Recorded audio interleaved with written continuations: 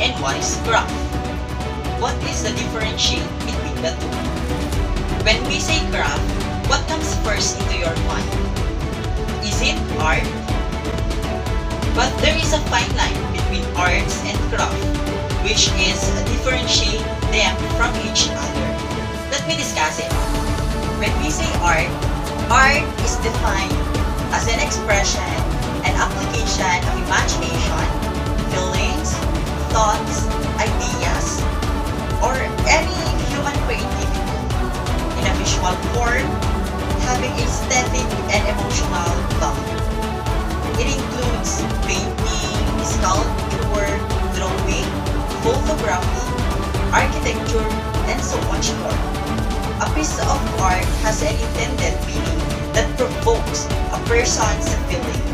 It has limitless expression and endless interpretation, which depends on the person. While craft refers to activity involving skill and experience in the creation handling tangible objects that fulfill a particular purpose. It is defined as the production of those objects that has utility for people. The purpose can be decorative or functional or maybe both, depending on the use. According to Louis Villette, art is something that expresses emotion or imagination. The craft has a tangible form, like molding, carving, and so much more. It is the creation of goods of a utilitarian nature to serve a human purpose. Art appeals to the mind and makes the connection emotional, whereas craft only attracts people. In practice, however, the line between an art and a craft is frequently so fine as to be meaningless. So the second question is, what are the traditional arts and indigenous crafts? Define and give examples. And are there difference? When we say traditional art, it's an art which is part of a culture, skills and knowledge of a generation of a group of people.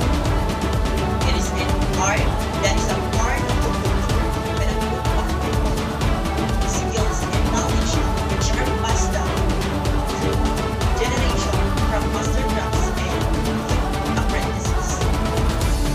It shows the different art forms of a previous generation, lifestyle, thoughts, and beliefs. Example of traditional art are architecture, sculpture, painting, literature, music, performing, and film.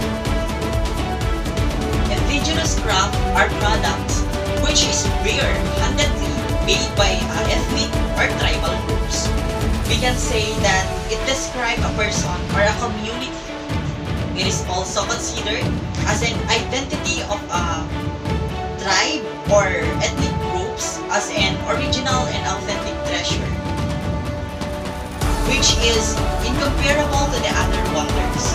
Example of indigenous craft are cloth weaving, basket weaving, jewelry making, pottery, and wood carving. The third question is, what are the different local materials that could be used to make beautiful pieces and craft? So the first one is the abaca. Abaca fiber, which comes from the abaca plant. Abaca is endemic and grown in the Philippines. It is woven mainly to produce sinamay, fabric, bags, sandals, furniture, carpets, and many. The second local material is the camis shells. These shells are often used in crafting wall art, decor, and even lighting fixtures. They even use these shells in creating windows which become famous with the old house. The third local materials is the Philippines is abundant in raw materials, including craft. These long undervalued fibers comes from the burial, the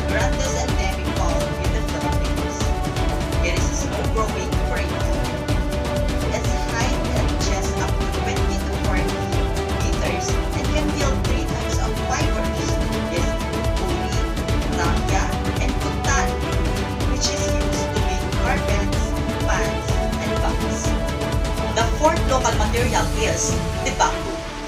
Bamboo is a strong, durable, and high-quality wood that can be manipulated into any shape. Kaing, or bilanggo, or alat are kind of baskets made from bamboo. So the fifth one is the rattan. The rattan is a type of climbing or trailing vine like palm native to the tropical jungles of Asia, Malaysia, and China. Philippines is one of the largest sources of rattan, ropes, furniture, bags, and many more. And the last one is nipa. Nipa is a fruit cans have characteristics similar to coconut tree leaves, especially the palms, but grows on low-level inland na mangroves. It could grow up to 40 to 45 centimeter in diameter of its stem depending on the nutrient source of its environment. Basket or bukal, mats or banig, huts, and sarong are the example of this kind of local materials. If a foreigner comes and visits and you happen to the host, how are you going to introduce the Ilocos region in terms of its rich indigenous cultural heritage? Ilocos region consisting 4 provinces, namely Ilocos Norte, Ilocos Sur, La Union, and Pangasinan.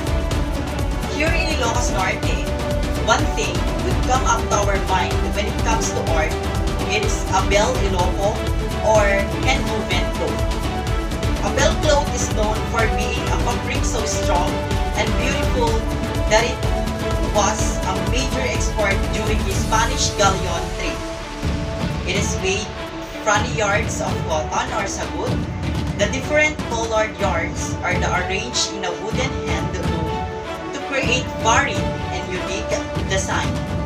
Ilocos weavers use handwood pedal, looms, employing different design techniques. The binakul pattern, a dizzying pattern, is meant to ward off and distract evil spirits, protecting the wearer. Other patterns include the multi-heddle design technique, the pinillion or brocade weave, the suksuk or discontinuous supplementary weft technique, and the ikat or tie-dye technique. Each province has its own distinct design style. As with other forms of hand weaving in the country, the process of creating in a belt is intricate and labor-intensive. Popular patterns include cat's paws, pants, stars, and windows. Hidden is a sleepy seaside to town of Borimao amidst numerous other beach resort is the delightful Sitio Remedios with its cluster of Anggol Ilocano bahay na bato with beach cottages. Aside from the fact that Abel is liberally used within this resort, from its tablecloths and towels to the curtains and mosquito nets, the resort's gift shop carries some beautiful Abel patterns. These are sold by yard alongside the other Ilocano artifacts and social realistic by the Saling Pusa Art Collective. In Ilocos Sur, particularly Vigan City, is famous of their pottery or Burnay trade.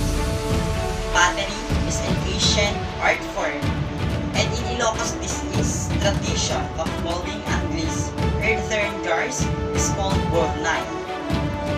It was originally used to age vinegar, basi, wine made of sugarcane, and bagoong or fish paste.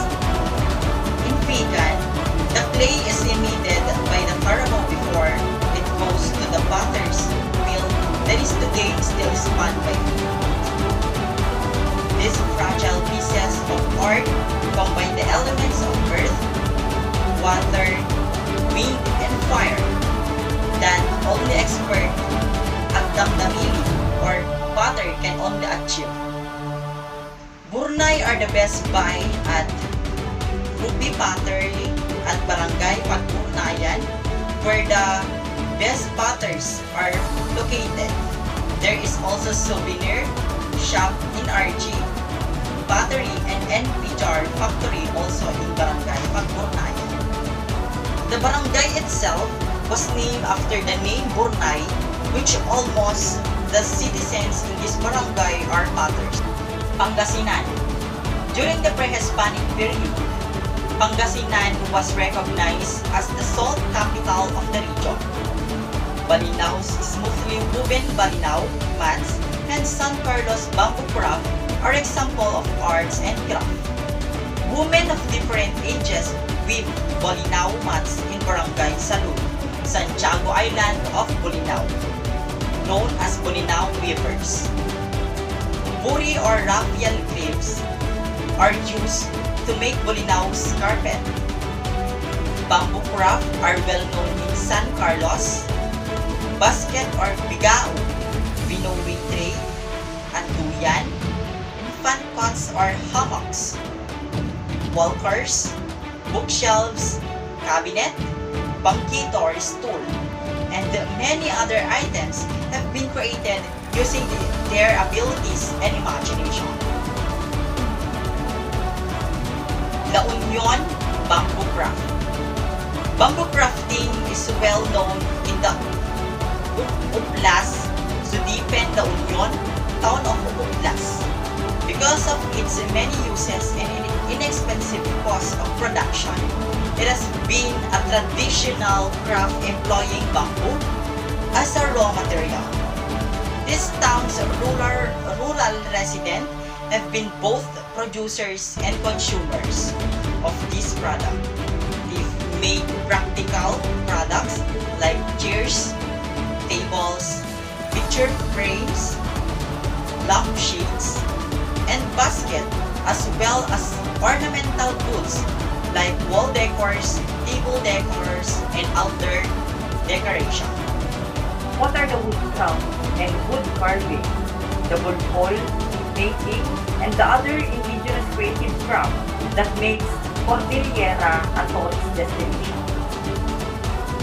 Cordillera Administrative Region, also known as Cordillera Region, is an administrative region in the Philippines, situated within the island of Luzon. The region comprises 6 provinces, which is the Abra, Apayao, Benguet, Ifugao, Kalinga, and Mountain Province. Cordillera Region is a must tourist spot destination not only because of the outstanding views, but also their indigenous creative craft products. Wood carving was one of their trades, and it was utilized to create a sculpture of the deities, gods, and spirits that they believed in. The bulol, which portrays the rice granary spirits, is an example of their wood carving. It is used in rituals to invoke the ancestors to protect their rice fields from pestilence and to request a plentiful harvest. Furthermore, there are also other indigenous crafts like the ikat of Ifugao. A weave loincloth means to bind together, and their lilingo or ginumo of a fertility symbol worn around the neck. It is made of jade, gold, copper, bronze, and other materials. The basketry of Kalinga, the lagba, which is a bowl-shaped basket made from rattan, loom weaving of abra, basket, handicrafts, and textile weaving of Apayao, and the tinalag basket of Benguet. And that's how amazing Cordillera region is and why it is a must destination for tourists. As a BPD student, it is important to learn and take this indigenous creative craft course because understanding the various cultures, habits, thoughts, and beliefs of different generations enables us to understand and respect one another. In addition, this lesson enables us to know the different indigenous creative crafts in different localities or nationalities. For a variety of purposes, students should be exposed to Aboriginal people's art. Art is an important part of national pride and heritage, and it can help students learn about various cultures. Making art is all about finding new ways to express yourself by understanding how others make sense while appreciating our similarities and differences. We can create a bridge of unity between individuals. If we become more conscious of indigenous arts, we must be careful not to let our respect and gratitude turn into appropriation.